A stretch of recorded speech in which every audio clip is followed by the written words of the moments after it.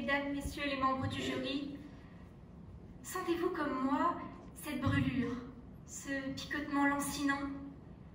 La température monte, le feu est à la mer et il immole les âmes des naufragés.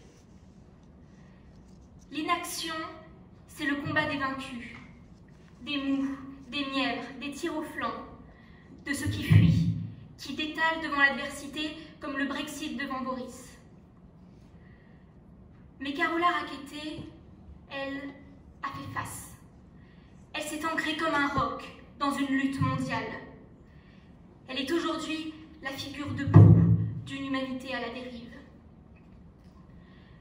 Un courage indompté fait ou les grands héros ou les grands criminels. Et il est vrai que le sien sonne comme une douce inconscience. Mais grâce à lui, elle représente le symbole d'une lutte, celle pour le droit de vivre. Ça n'est pas en suivant les règles, en attendant les autorisations, en se fondant dans la masse des inactifs que l'on devient humain. Non, c'est en donnant sa vie à quelque chose de plus grand que l'on devient un modèle. Avec panache, elle a su se défier. Avec brio, elle a su se dresser. Et avec détermination, elle a su résister. Écoutez-la bien, parce que si vous tendez l'oreille, vous n'entendrez que des paroles sages et pacifiques, celles qu'elle a toujours prononcées. Elle n'a rien d'un passeur ou d'une corsaire, elle n'est qu'une citoyenne qui remplit son devoir. Il faut un certain courage pour agir avec l'incertitude de son sort. Mais il en faut un encore plus grand lorsque l'on oppose à sa bravoure la loi. Les actes dont on ose l'accuser sont une honte. Elle a agi par conscience, et ce fut la chose la plus morale et la plus humaine qu'il lui ait été donné de faire. À l'image des figures héroïques de notre enfance, elle n'a fait que sauver des vies. J'aurais aimé vous parler de figures emblématiques comme Luke Skywalker ou Prométhée, mais je dois reconnaître que ma culture est allée beaucoup moins loin, puisque je regardais les Totally Spies et Scooby-Doo. Cela dit, un chien qui parle est tout aussi inspirant. Mais il ne faisait pas beau, ce matin de juin, au large des côtes libyennes. Le ciel était sombre, la mer houleuse et le vent capricieux. Les parfaites conditions d'un tragique naufrage. Un naufrage qui aurait dû s'inscrire dans une terrible continuité, celle de tous les morts qui ont livré un combat invisible, celui de leur survie. Alors ils étaient là, devant elle, désespérés, abandonnés, seuls au monde et en danger.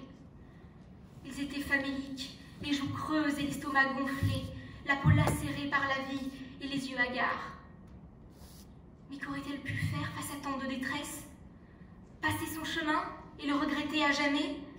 Parce que finalement, il n'y a rien de plus humain à faire, les sauver.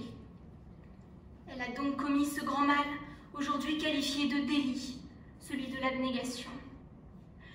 Le ministère public veut faire de sa punition un exemple dans sa lutte contre l'immigration clandestine.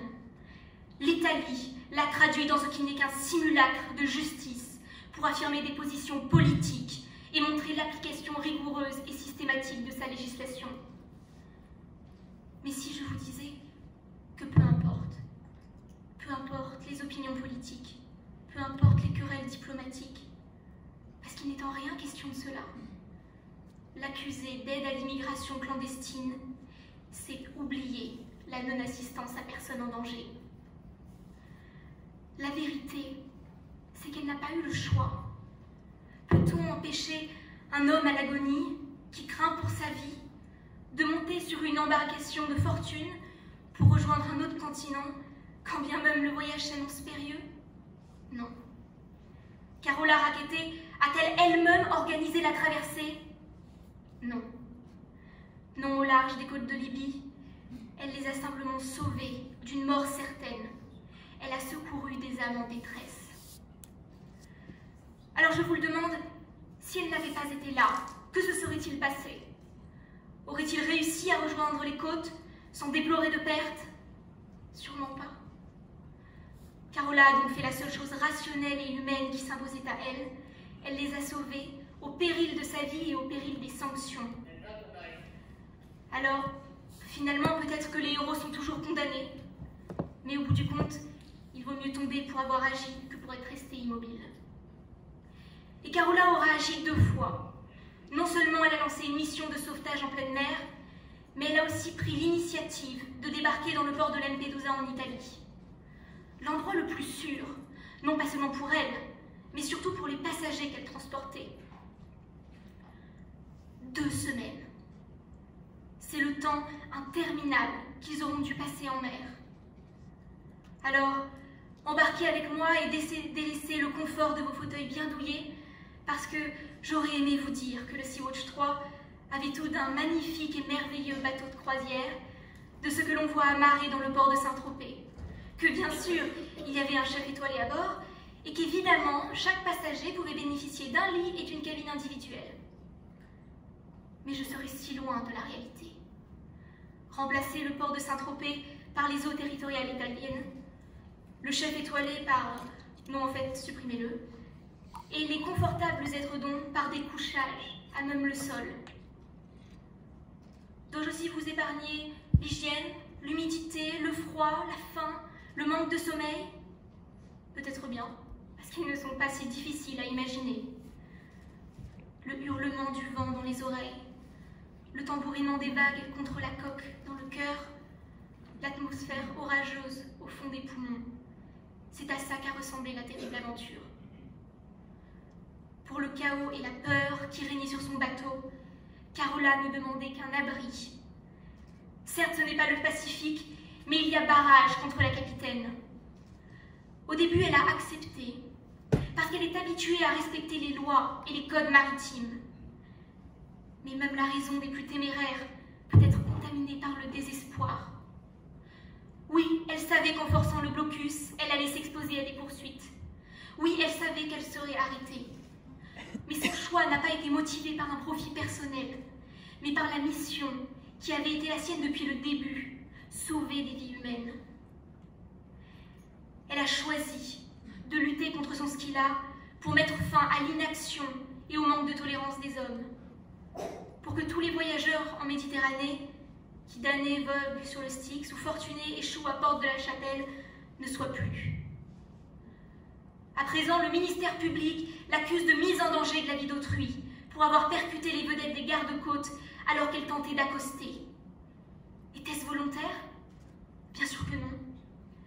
A-t-elle été poussée à bout par un gouvernement qui l'a fait languir, si bien que son seul espoir de survie était de forcer un passage? Évidemment. Et puis, sincèrement, a-t-on jamais reproché à Noé d'avoir traversé les eaux territoriales? Ils étaient plus de 40 à bord, harassés par un feuillage qui n'en finissait plus. Ils étaient plus de 40 à avoir failli se noyer en haute mer. Et ils étaient plus de 40 à attendre qu'on leur tende la main et qu'on mette fin à leur calvaire. Et pourtant 40. 40, c'est si peu comparé à toutes les âmes qui ont péri dans la route vers leur nouveau monde. Alors c'est pour qu'il y en ait 40 de moins à afficher sur l'infâme compteur qu'elle a pris la mer et qu'elle la reprendra encore. Parce que quand le vent tournera, elle repartira.